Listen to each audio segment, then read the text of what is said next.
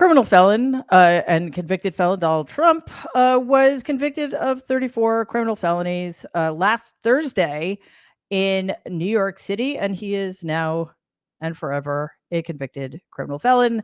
Welcome to the Nerd Avengers. Let's dive in.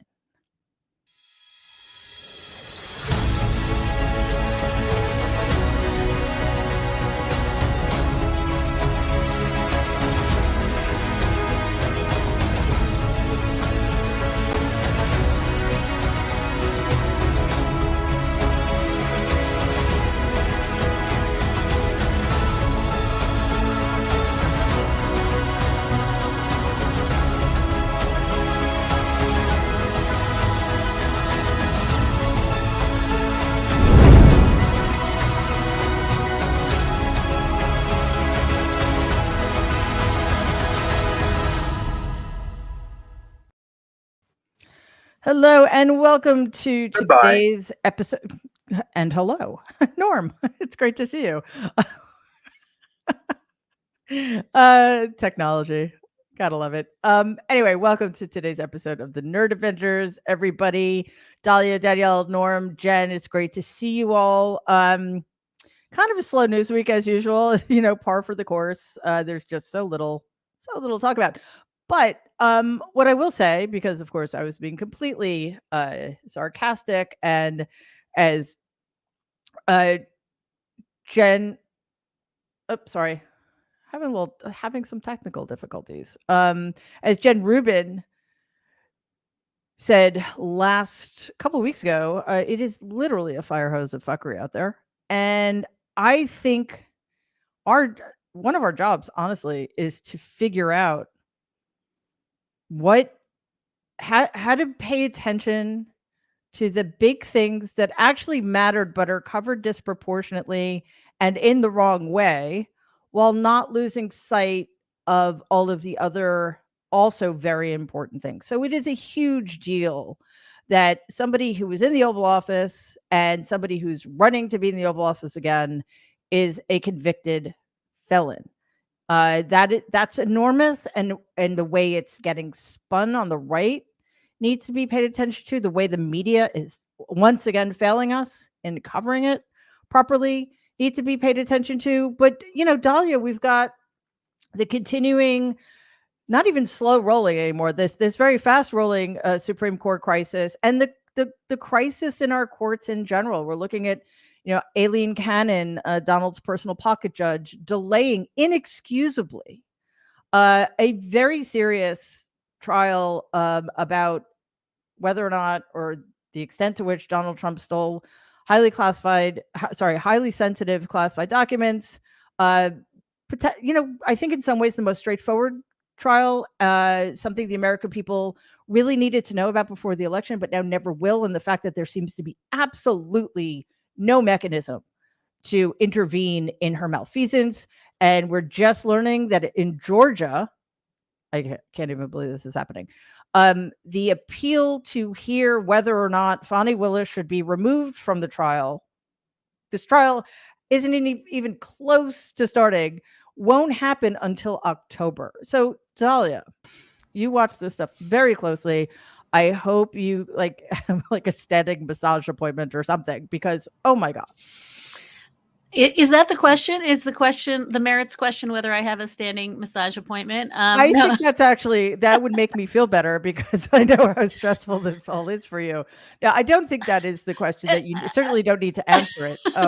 Let me impute meaning to every single thing that you raised, Mary, which is a cri de coeur, and I want you to help. Hold me, Dahlia Lithwick. So listen, I think that one of the lessons we can learn from the fact that there were 4 important criminal trials, of which only one was adjudicated last week, is that all the people who were saying that the Alvin Bragg prosecution was, small ball and wasn't worth it, turns out it was worth it. Like, something needed to get done.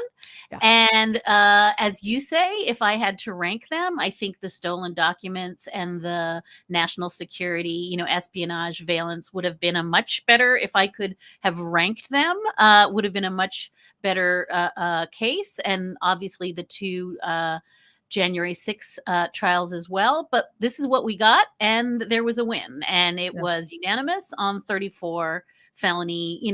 Like, this is a big deal.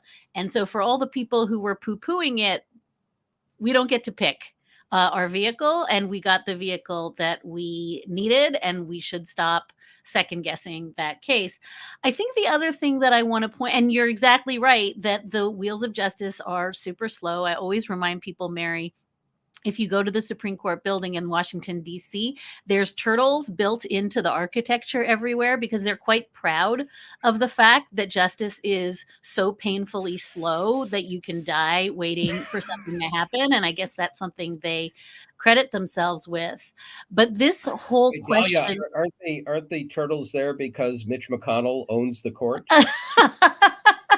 Hold me, Norm. No, I think that's exactly. I think that's a funny point. But listen, does Leonard Leo look like a turtle? He looks like an owl. Let me finish my thought, and then we can just dunk. But I think my thought is as follows. What happened last week was so significant, so consequential, so materially game-changing.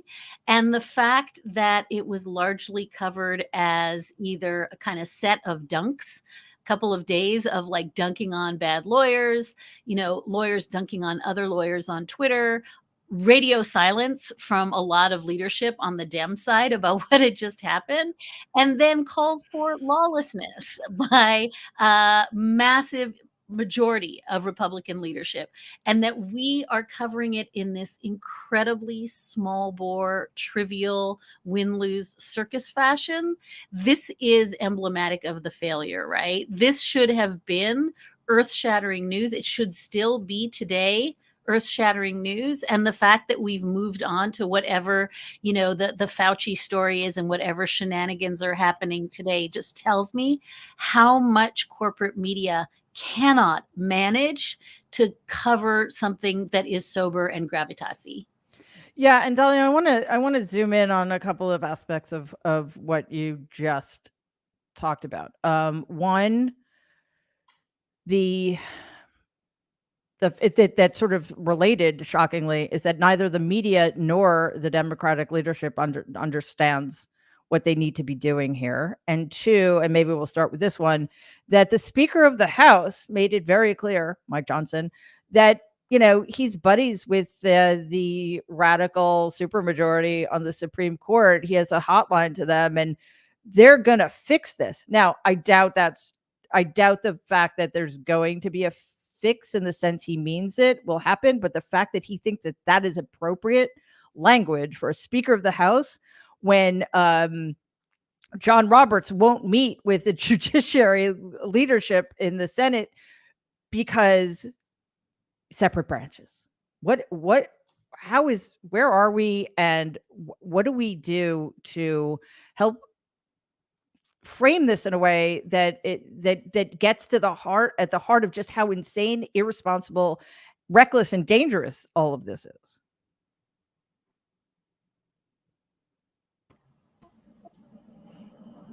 Let me step in. I meant Dahlia, but Norm, if you want to go ahead. Just a couple of thoughts. The first is either Mike Johnson was lying, inappropriate for a speaker, or he had his conversations with, we can guess who, Sam Alito, and probably Clarence Thomas, which would be even more inappropriate. But I also want to stress one other point about what happened to Trump, which is still being treated as small ball by most of the media and trivial. And let's go take our hot tub time machine back to the day after the Access Hollywood tape came out.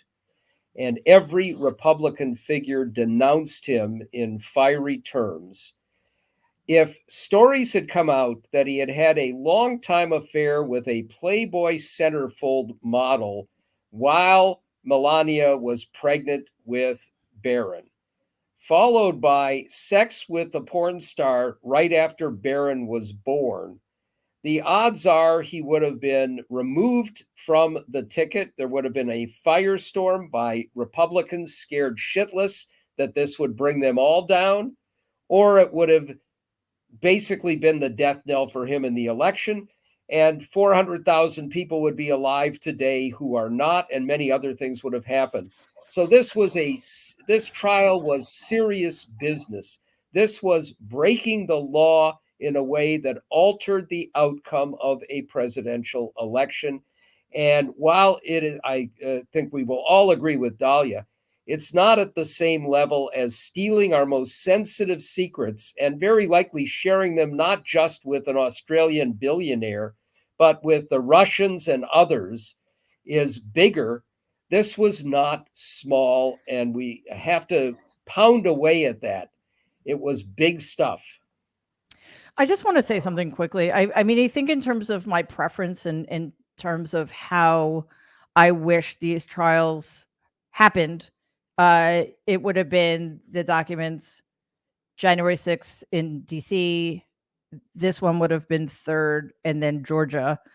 But in terms of seriousness, I mean, but for this, the other 3 don't happen. And I believe that. I think one of the ways the media failed us here was by framing it as a hush money trial because of the salaciousness, because it's clickbaity, what have you. But that was almost irrelevant to what I mean. It was the way into the case, but it's exactly what you said, Norm. It was literally to change an election or to fraudulently swing an election.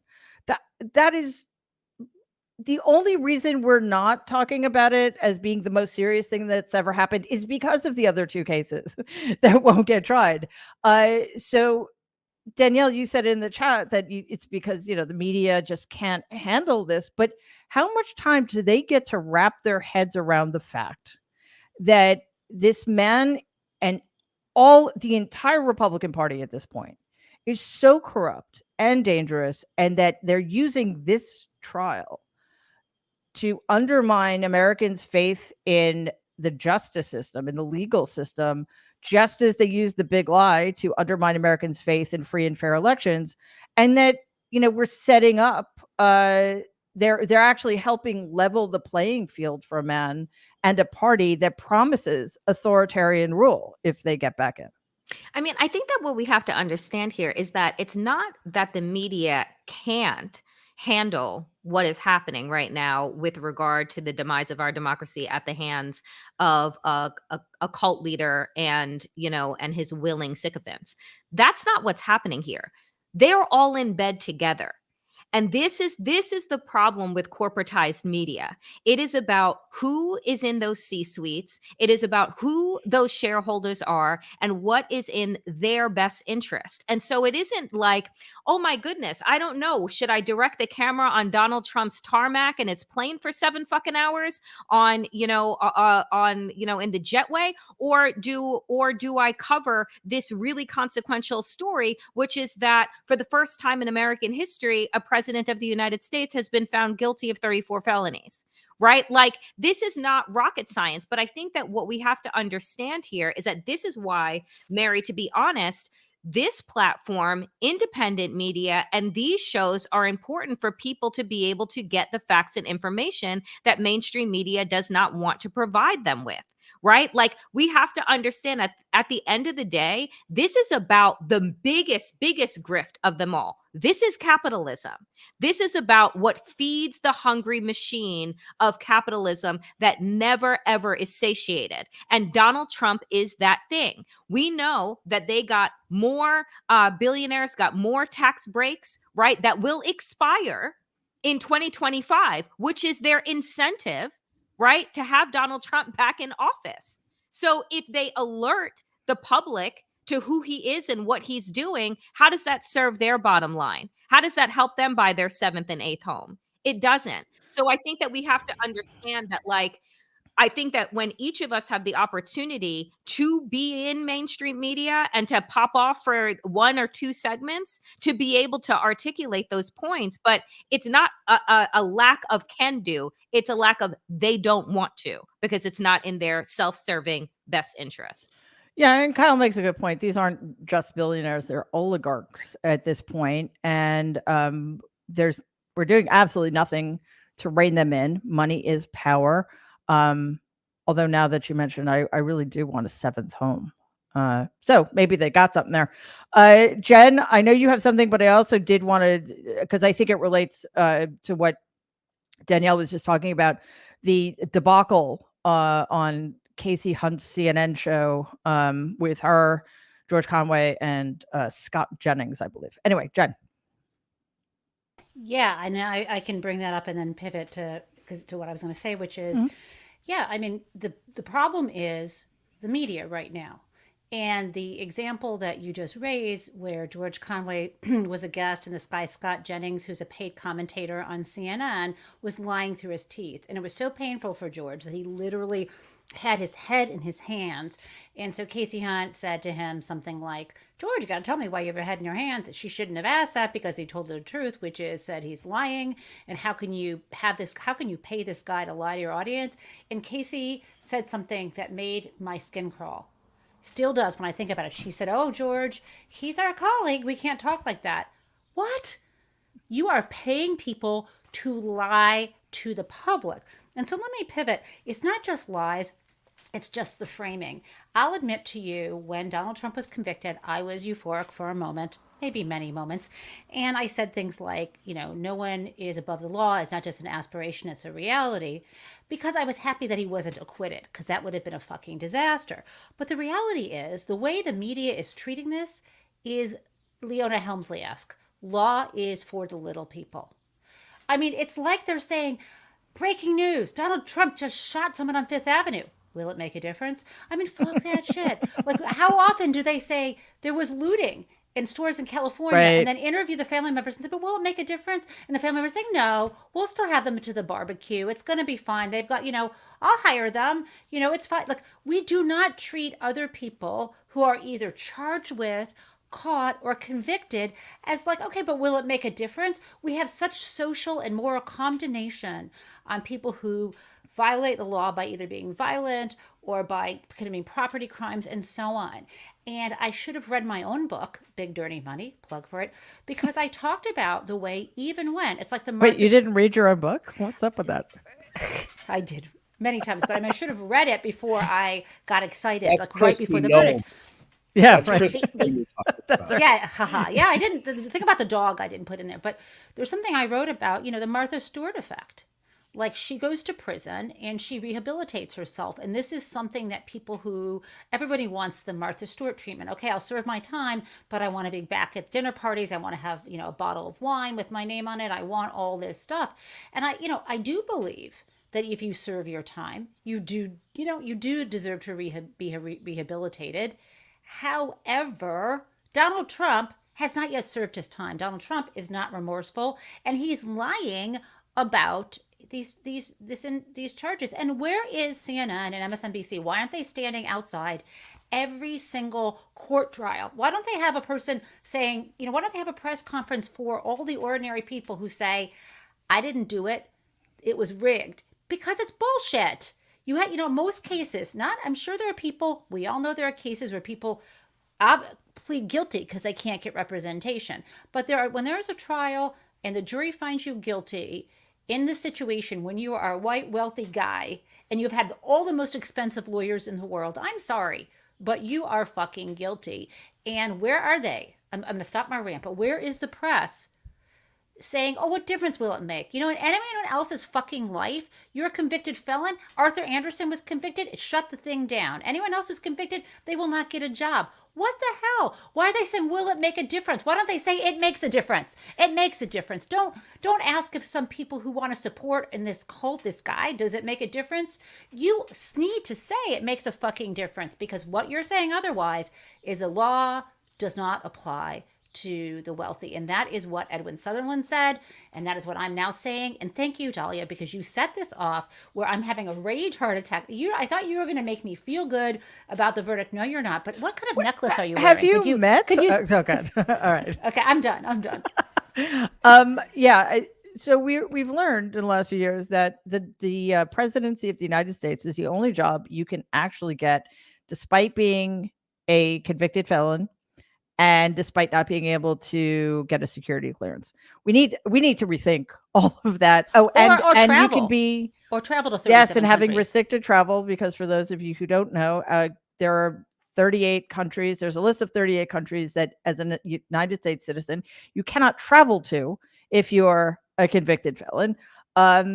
So just, heads up, if things go south and we need to go somewhere, check that list of countries. Some of them are very nice.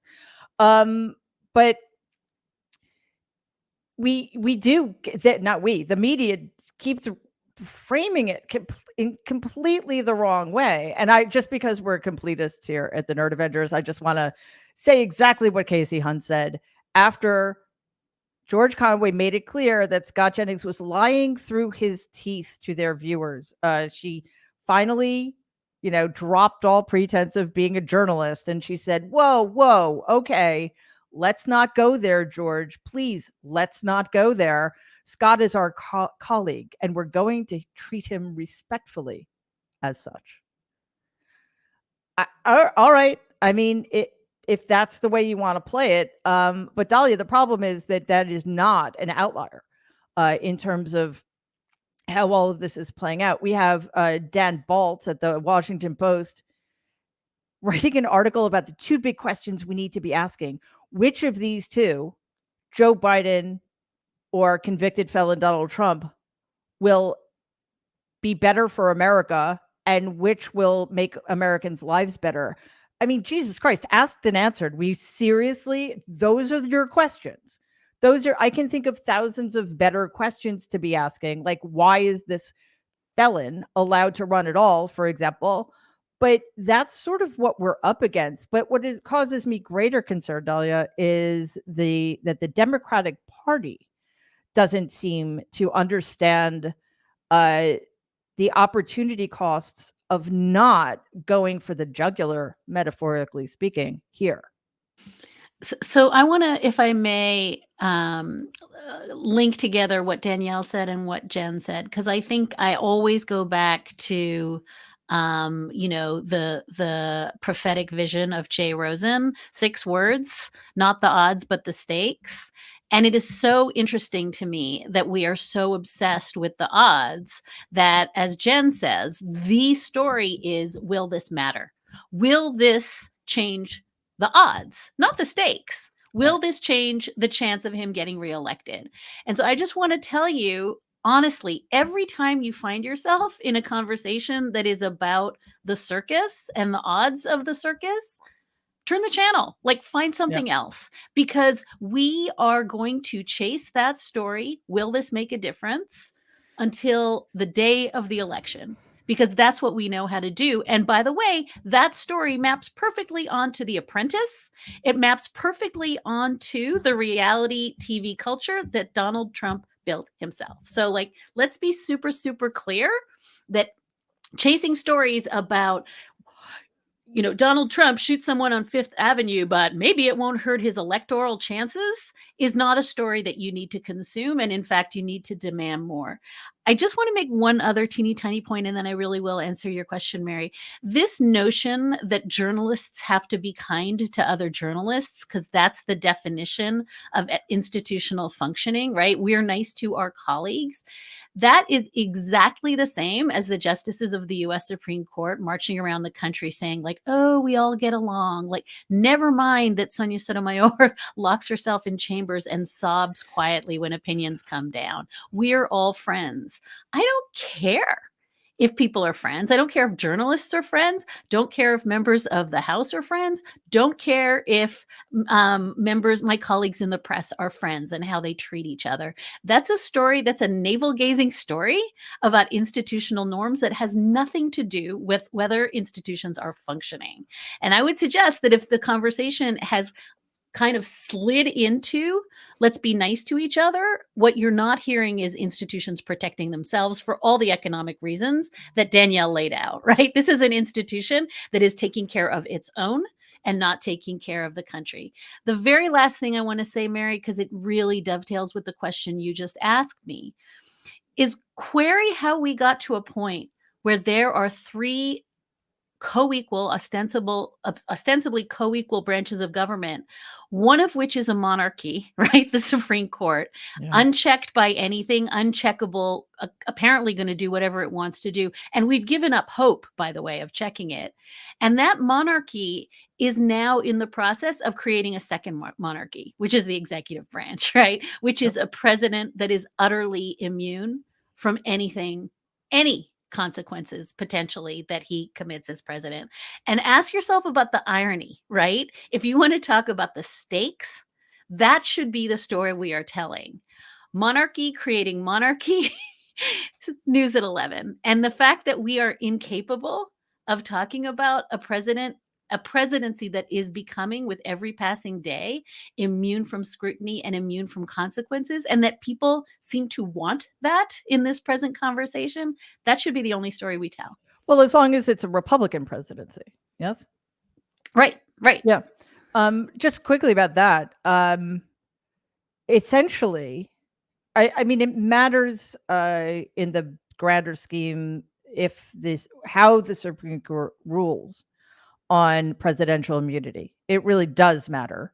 Obviously, they won't rule in favor of it because that would give it to Biden. Although I worry that the Democrats wouldn't do anything with that power. But hey, but they of course should rule against it. But in a sense, it doesn't matter because they're delaying it so long that Donald Trump will have de facto immunity for the crimes he's already committed, except of course for the crimes in New York State, right? I mean, they're already doing that job for him.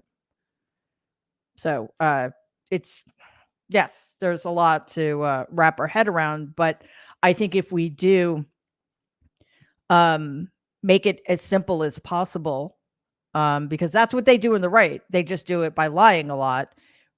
This is literally about it's yes, democracy or fascism, but do you want one branch of government that is already monarchical and beyond any reform right now to do that for another branch of government, assuming that it's led by somebody as vile, incompetent, cruel, and fascistic as Donald Trump and the people he will surround himself with. I mean, Norm, we just heard that he's going to replace generals.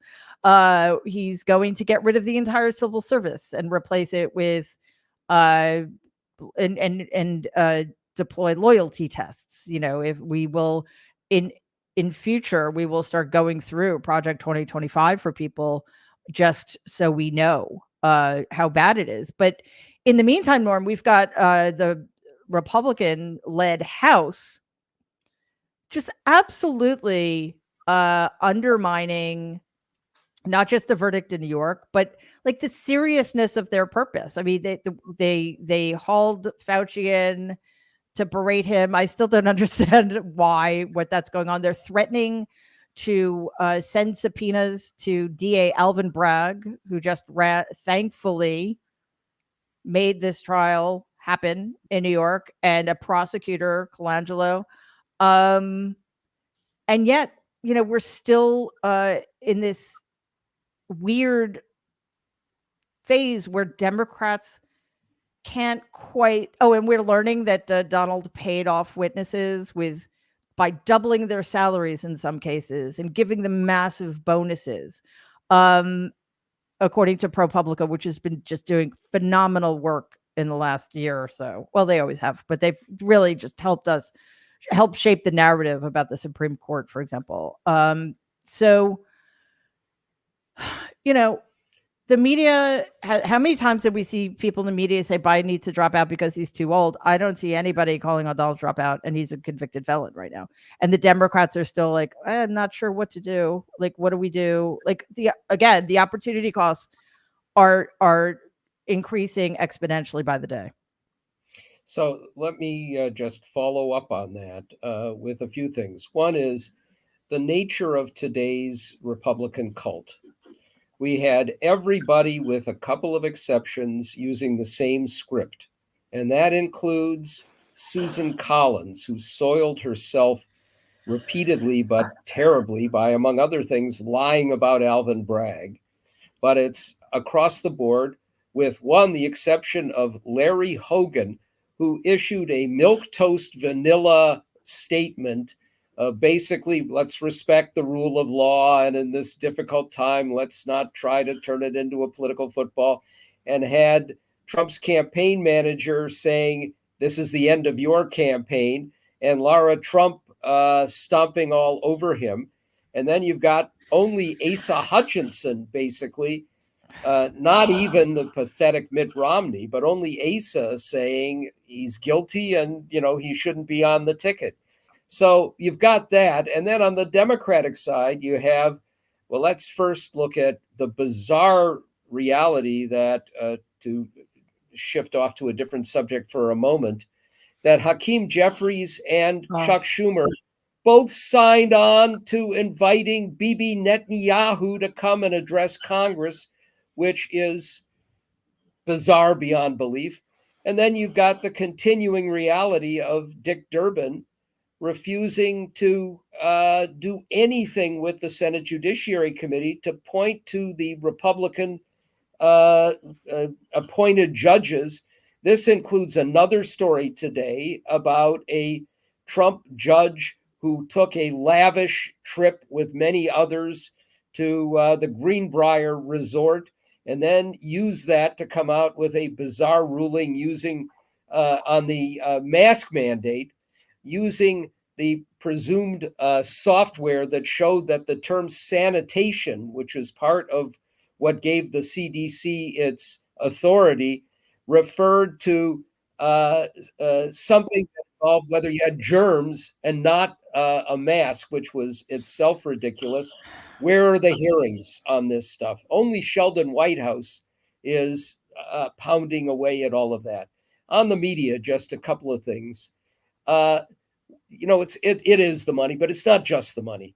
It is media, mainstream media, struggling with how they can appear fair and being paranoid about being accused of having a bias. So instead, they bend over backwards to have a right-wing bias.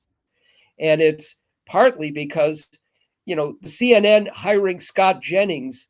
This is, of course, a CNN that previously had hired and fired a bunch of thugs from Corey Lewandowski on down as they tried to find somebody who could represent the viewpoint.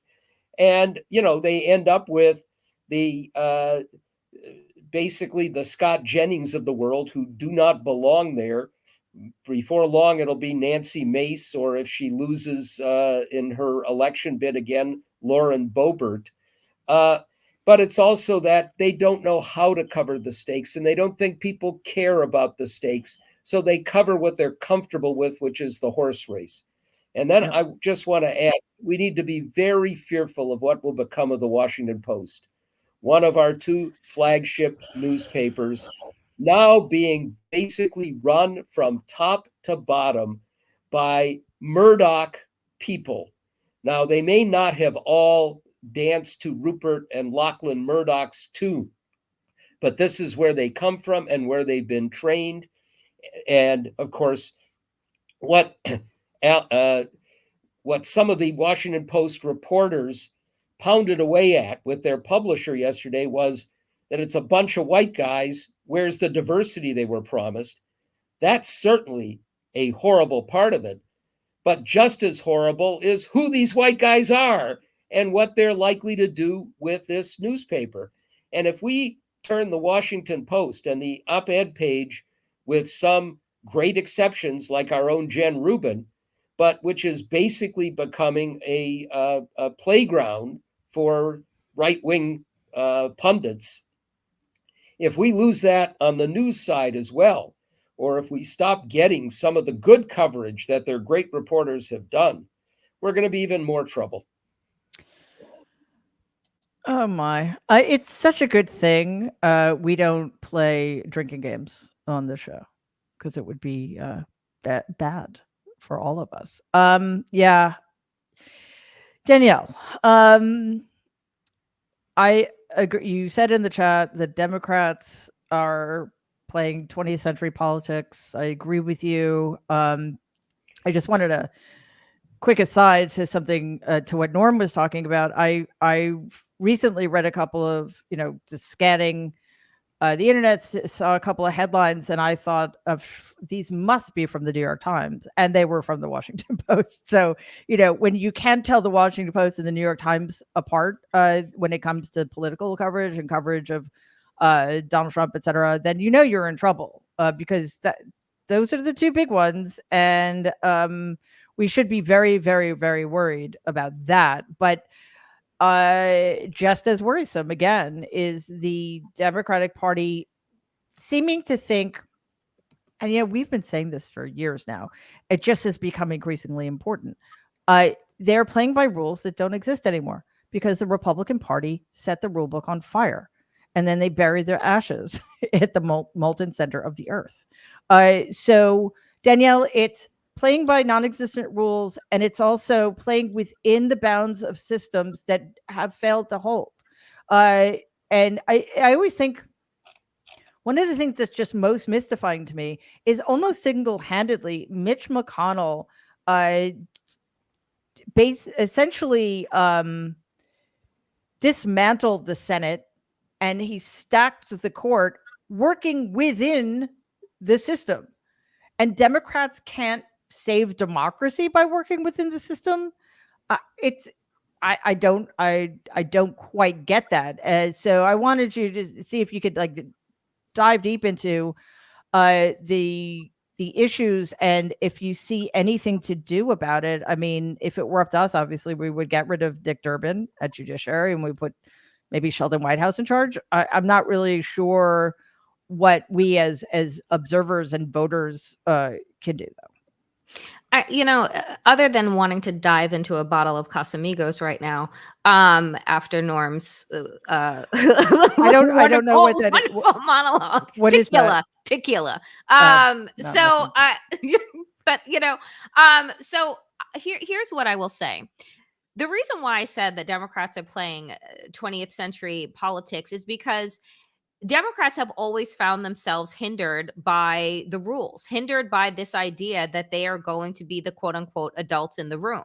And frankly, we don't need adults in the room right now. What we need are fucking orators and narrators that are going to tell the story of the treachery that the Republicans are doing, right? On a day in and day out basis. The reason why the Republicans called so many bullshit hearings on Hunter Biden wasn't because they had anything. It was because they wanted to co-opt the headlines, right? This is a headline click game, as Kyle also said in the chat, right? This is where we are in terms of social media. I also want us to kind of abandon this idea that we need to rally around legacy media that in all ways has actually done a disservice to progress, a disservice to people of color, a disservice to queer people, right? The New York Times continues to write anti-trans pieces over and over and over again. So we're again looking to these legacy outlets that have been part of the white supremacy patriarchal structure in order to guide us into new ground, into a new world. And what we have to understand is that honestly, we're the ones that we're waiting for, right? Like we're the ones that need to be telling this story. And the problem that Democrats will have is like, we're not in a policy mode right now. Ain't nothing getting fucking passed. Right? So you might as well use the time, use the opportunity, use C-SPAN, use this moment to tell the story about Donald Trump. The only time that I saw this done well in all my years in politics, to be honest, was the impeachment hearings. That is the only time that I saw Democrats clearly lay out a narrative day after day after day and hold the headlines. Right? So this is the game that they're playing, and they need to get over this. Well, let us show the American people how we can work together. American people don't give a fuck about you working together, because what most people know that are paying attention is that they know that one party is working to dismantle every bit of progress we made in the 20th century. So why are you working with those people? You know what it is, though? On the right, people on the right think that the Republican Party is fighting for them, even if they're fighting to undermine everything. But that's the sense they get. Democrats don't feel that the Democratic Party is fighting for them right now. And it's really demoralizing, and it's inexcusable. I would also add January 6th. I think the January 6th hearings also were incredibly effective, which suggests to me that we should keep having hearings, for God's sakes.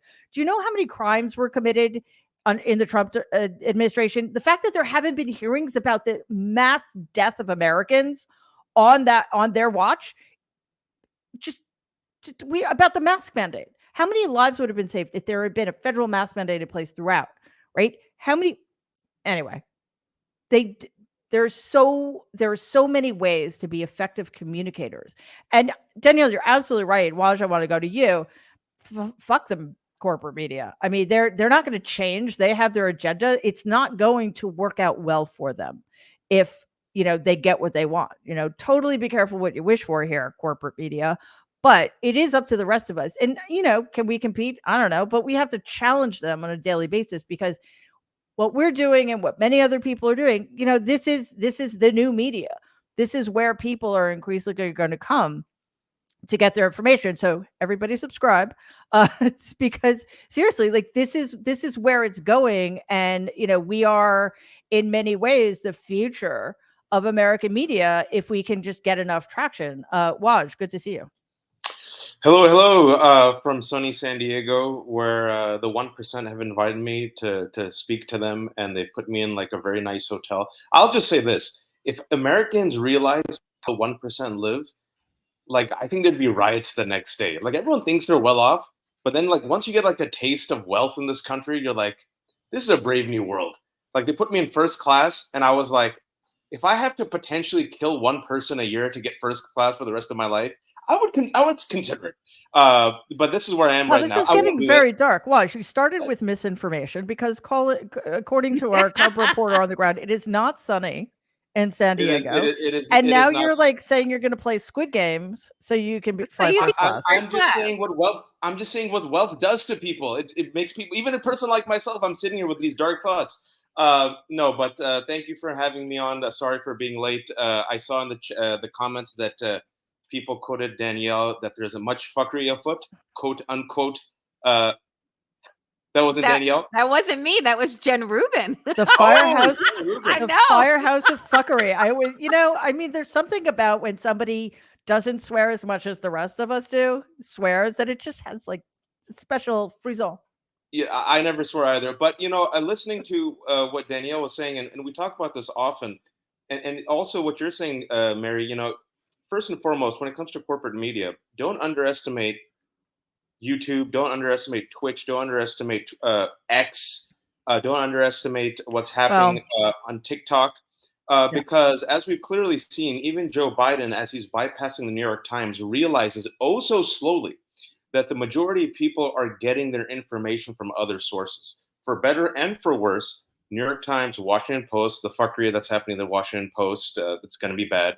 CNN, MSNBC, more and more they're aging out. It's the old, I'm not trying to say this in a derogatory way, the boomer crowd, 65 plus, wealthy donors. But when it comes to young people, it's Twitch, it's TikTok. That's where they're getting their information. And the more that we use these places to push Democrats to do the right thing, because oftentimes people forget. I'll give a story. I don't know if I've shared this before on Nerd Avengers.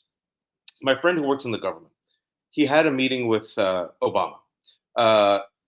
They used to do something called the White House iftars, right? They used to invite a few people and they used to meet with the president. So he leans in and says, listen, this was 15 years ago, folks. We got to do something about Israel-Palestine. We got to do something about the occupation, right? Obama leans into him and says the following: you have to make me do the right thing.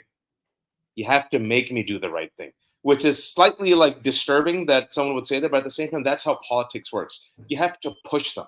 And I think right now with the Democratic Party, what pains me and what I heard on the tail end is just today, we got the breaking news of Kenneth Chesebro. It's a rogues gallery of villains, of criminals, of convicts, of liars, of thieves, people who have engaged in a violent insurrection that failed. People, Epoch Times. I don't know if you all have talked about Epoch Times, literally a money laundering scheme of one of the right-wing disinformation hoses, right? And so here is a gift that God from heaven has given the Democrats. You can literally run on the campaign of criminals, thieves, convicts, violent insurrectionists, convicted felon Donald Trump.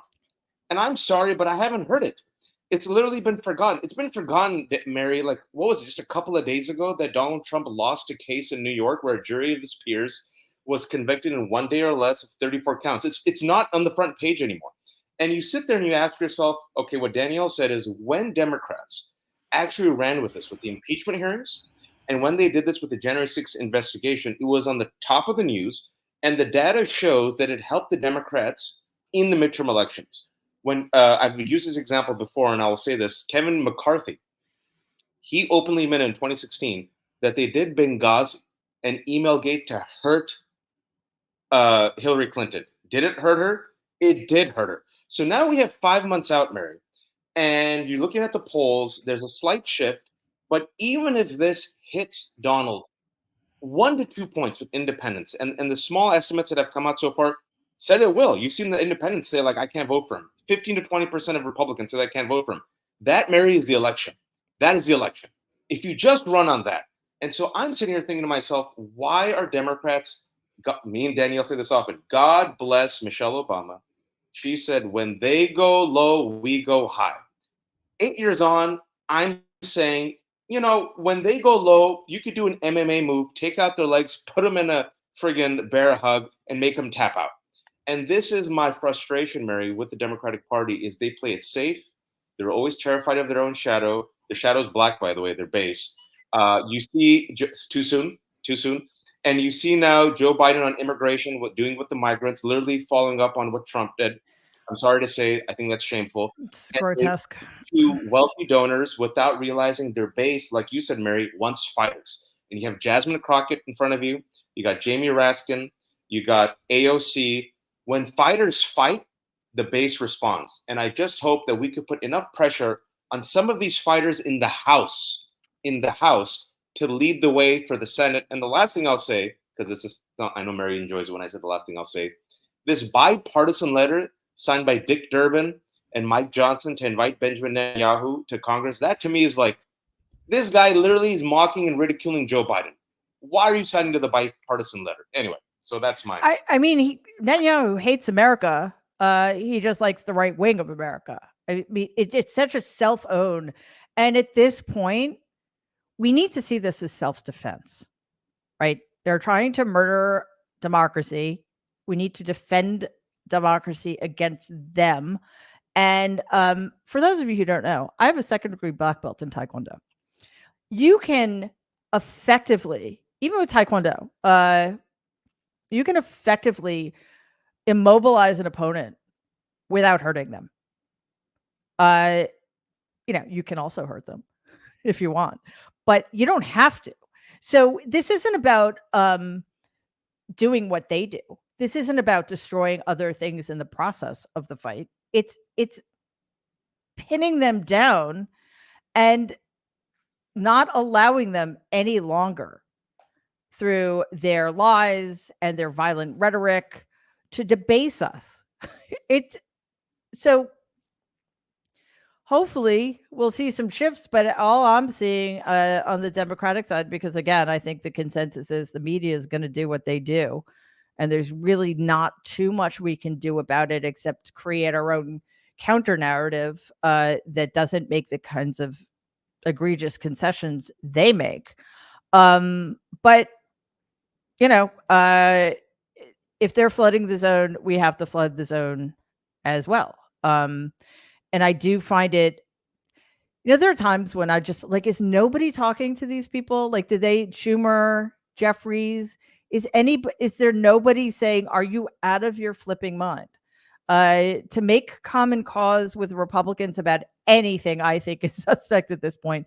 But to make common cause with them is something that actually hurts not just Democrats, but America. I don't know. I mean, maybe because they're banking on the fact that Netanyahu is going to say something that is going to alert the American people to how dangerous he is. I don't know, but it's sort of like we have that sort of expectation. Some people have that expectation as well with like why Donald should do the debates, or why we should want him to do the debates. But you know, we've seen, Jen, two performances. I'm making a bit of a leap there. It's not the best segue I've ever had, quite honestly. So let's not make it a segue. I'm just going to change the subject. I think honestly that the Netanyahu invitation like scrambled my brain. It just made me so angry and confused. So shifting gears though to another aspect of Donald Trump, despite his not just his aside from his criminality, aside from his being an wannabe fascist autocrat, despite his horrific misogyny. We want a horrific misogynist to be in charge of the future of women's rights in this country. Okay. But then there's the other elephant in the room, which is his cognitive decline. We saw it wasn't a press conference, it was remarks after the verdict on Friday morning. And we saw a heavily edited interview with Fox and Friends over the weekend. I'm guessing it was heavily edited for a reason. So Jen, like why, what it seems like the media does is they quote him in a way that cleans up and helps people make sense of what they think he was trying to say instead of just directly quoting him. Those appearances were insane, especially the remarks that morning because they were not edited. Yeah. I think it was one of these things, Mary, that it was so awful that I may have actually erased that from my brain. It's Actually, only, Kyle, then can we just play like the first 30 seconds of it so people get a taste of the Great visuals idea. as well? Yeah, he's like, it looks good. Thank you very much, everybody.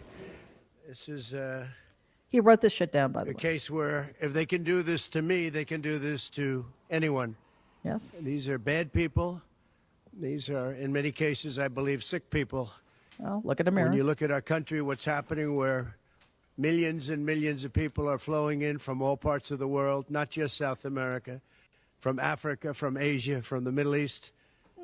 And they're coming in from jails and prisons, and they're coming in from mental institutions and insane asylums.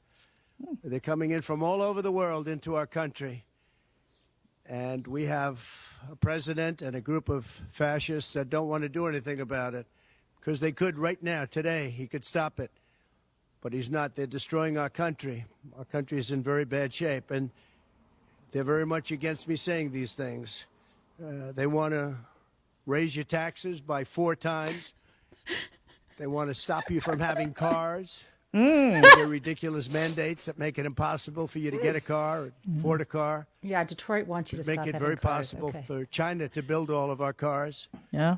It's a very serious problem that we have. We just went through one of many experiences where we had a conflicted judge, highly conflicted. There's never been a more conflicted judge.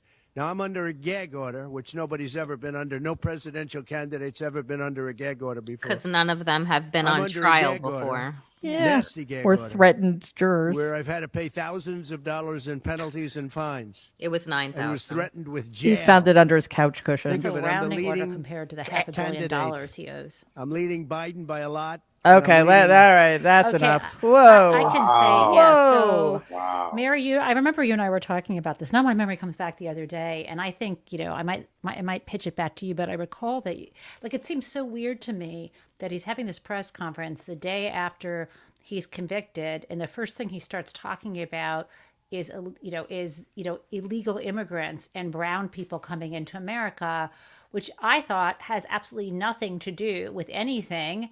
And just his old message. And that's when you said, yeah, he was having a flashback to his glory days. Coming Same down place. the escalator. Yeah. It was his first big win when he went after immigrants in 2015. And I think that the setting reminded him of that. And he's under enormous amounts of stress. He did not look good. And he just thought, okay, not that he thought, but his instinct was start with this tried and true hatred against brown people. And he did. And it was really blatant. And it was exactly what he's been saying all along, but it had absolutely nothing to do with why he was there.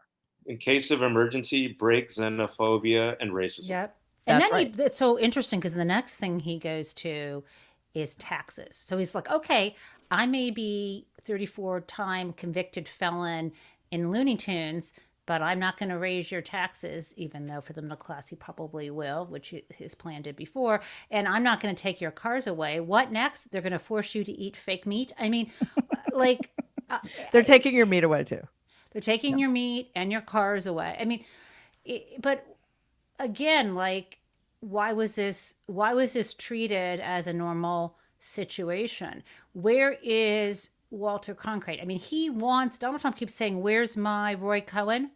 Where's our Walter Cronkite? Where is the person who'll take off their glasses, put them down, and have some fucking moral We're authority? right here at the Nerd Avengers. The Take better off your analogy, glasses, people. better analogy is Edward R. Murrow. That's who Yeah. I meant. He's the one Sorry. who stood up when it was very unfashionable and unpopular when it came to the Vietnam War. But, you know, this is another element. Our media don't know how to handle the abnormal, and they try and normalize the abnormal. And so they're treating Donald Trump, like a normal presidential candidate. And your point, Mary, on the cognitive decline is a really important one. And in every one of these instances, you look at what they would do if Joe Biden did things like that or said things like that. You look at Biden's statement about his son Hunter, which was pitch perfect, stayed out of any kind of legal morass. And frankly, he's got ample reason to have his blood boiling. It is a Trumpy independent counsel, special counsel, who brought these charges after basically understanding that this was not the kind of case that would normally result in a jail term. And so they tried a plea bargain, appearing in front of a Trump appointed nominated judge who has already made a set of rulings that favor the prosecution and constrain the defense. And you don't get anything. He doesn't fall into that trap. But, you know, whenever Trump does something that is unhinged, bizarre, completely out of the normal range, that would suggest, one, that he's not capable of being a president again because of his cognitive decline, and two, these stories about the witness tampering, open, blatant witness tampering, about saying he'll fire the generals so he can bring in people who will say, you want to invoke the Insurrection Act and have them shoot protesters who don't like you? Yeah, we'll go along with that. And it doesn't get any coverage, or it gets treated as this is just normal behavior. It's all for him, yeah, because it's all baked in. People know this about him. And the thing, Norm, is that so much of what he says and threatens to do is not coming from him. He's just listening to the people surrounding him who want him to have that power to benefit themselves. We've got to wrap up soon, but I just want to make and I think this is a conversation we need to have more of, because it is so blatantly insane that this issue of his cognitive decline and his mental health problems and psychiatric disorders, etc. We need to throw out the Goldwater rule, and we need mental health professionals to start coming out. We could talk about diagnosis, et cetera, but I think there's enough. This guy's videotaped more than anybody else. He's recorded more than anybody else. So we will talk more about this, but we need to wrap up. So Kyle, I would like to get to our news segment, In Other News. So let's check out this video, shall we?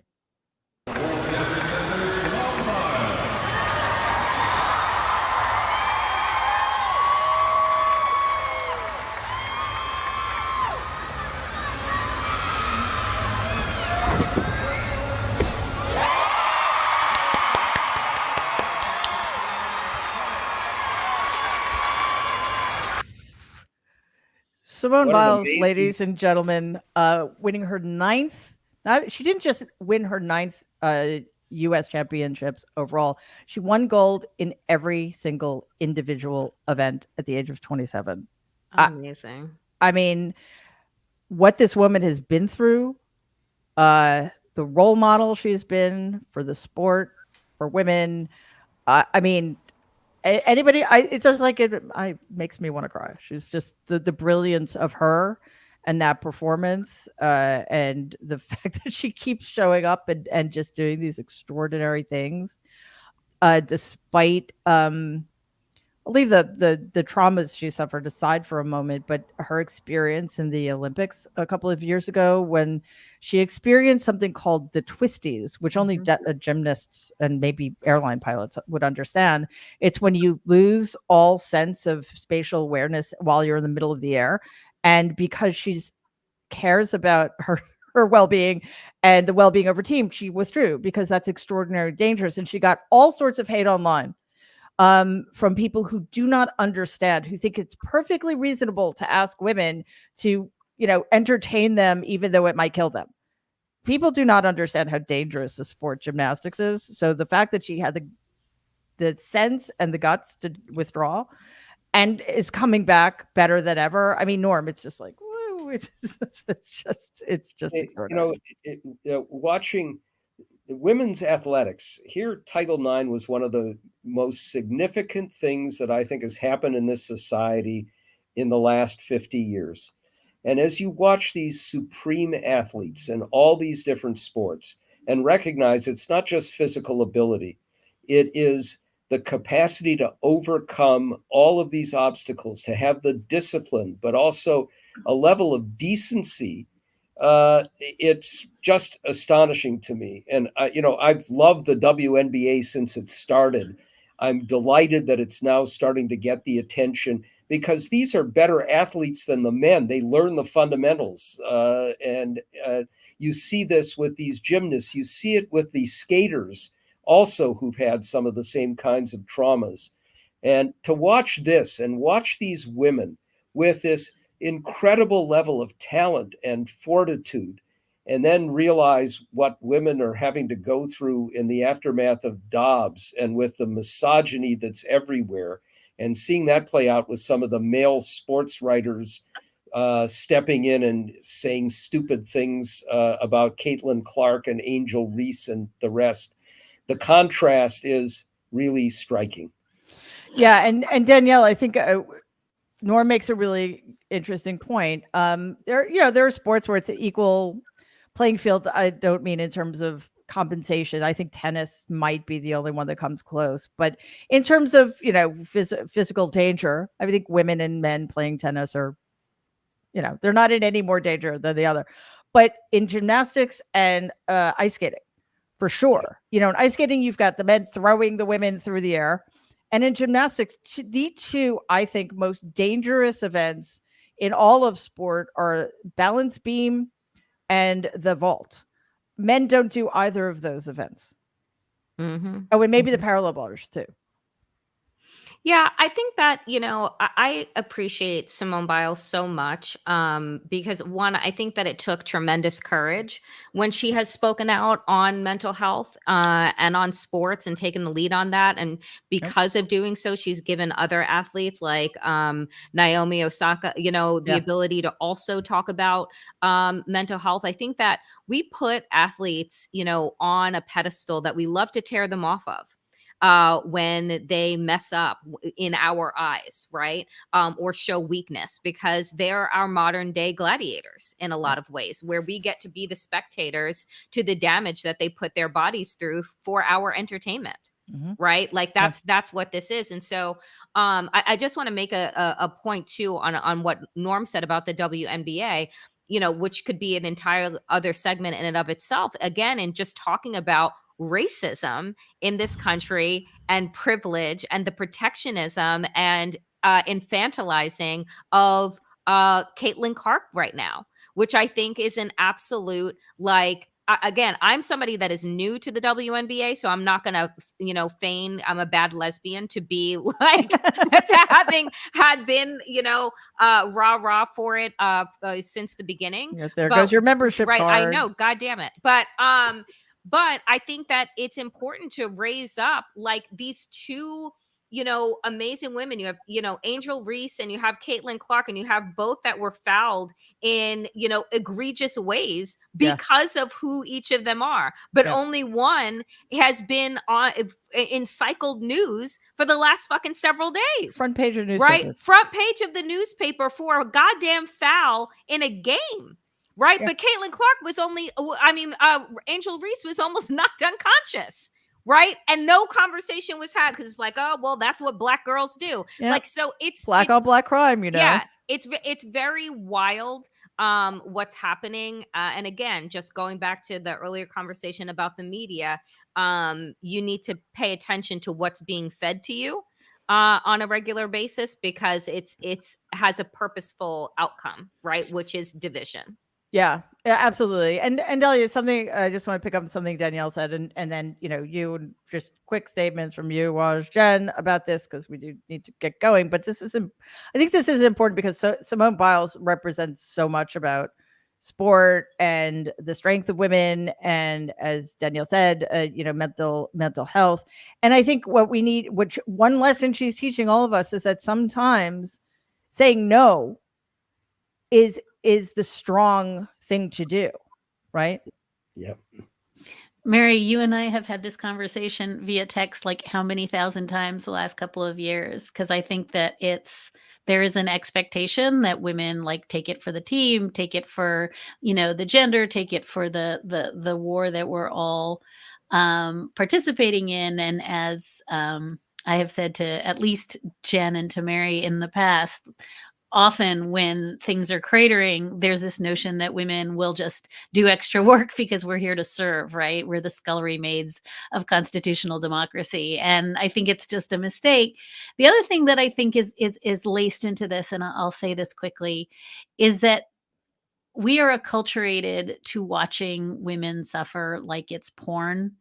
This has been going on forever and ever, and women suffering without remediation is something that this is all of Victorian newspapers. This is the Bible. I mean, this is just absolutely a trope that we have integrated into the way we think. And I always think of Christine Blasey Ford as an example of just watching her suffer, watching her in pain meant that we didn't have to do anything about it. And so I just want to really, someone just tweeted after Texas Supreme Court's ruling yesterday about their ridiculous abortion rules.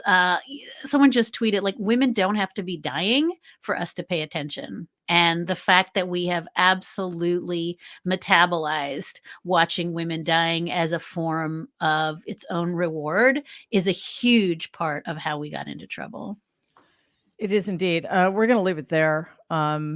So thank you all so much for your continued dedication to the cause. And